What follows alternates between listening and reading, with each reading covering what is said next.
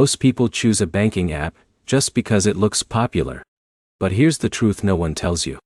The best choice depends on how you actually use your money every day. In this video, you will learn the real difference between Chime and Current in 2026, and which one is better for savings, overdrafts, and everyday spending. Let's get straight into it. Chime is designed like a simple digital bank. It focuses on basic banking needs like spending, saving, and early direct deposit. Current is more modern and feature-heavy, especially for younger users who want tools like budgeting, savings pods, and cash advances. Now here is where it gets interesting. If you just want a clean banking experience with fewer distractions, Chime feels simpler.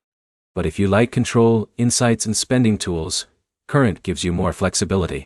Let's break this down step by step. First, direct deposit and paycheck access. Both apps allow early direct deposit. So if someone like Alex gets paid on Friday, he might see his money up to 2 days earlier in either app depending on his employer. No big difference here. But here's the problem most users miss. Early pay depends more on your employer's payroll system than the app itself. So neither app can guarantee exact timing every time. Now let's talk about overdrafts and cash access.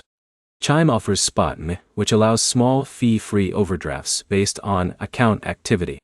Current offers overdraft protection too, but it works differently and often includes instant cash advance features depending on eligibility. In a minute, I'll show you which one is better for saving money without fees. Chime keeps things minimal. It is very focused on spending and saving. Current adds more features like spending insights, savings goals, and even tools for teams or joint accounts. Now here's where it gets important. Fees and simplicity. Both apps are mostly fee-free, but Current sometimes offers optional paid features, while Chime stays more straightforward with fewer add-ons. That means Chime is easier to understand, especially for beginners. Users like John often prefer Chime because it feels less overwhelming. Meanwhile, users like Alex prefer Current because it gives more control and visibility over spending habits. So which one is better in 2026? If you want simplicity, fewer features, and a clean banking experience, Chime is the better choice. If you want budgeting tools, spending insights, and more advanced features, Current wins. But here is the final truth.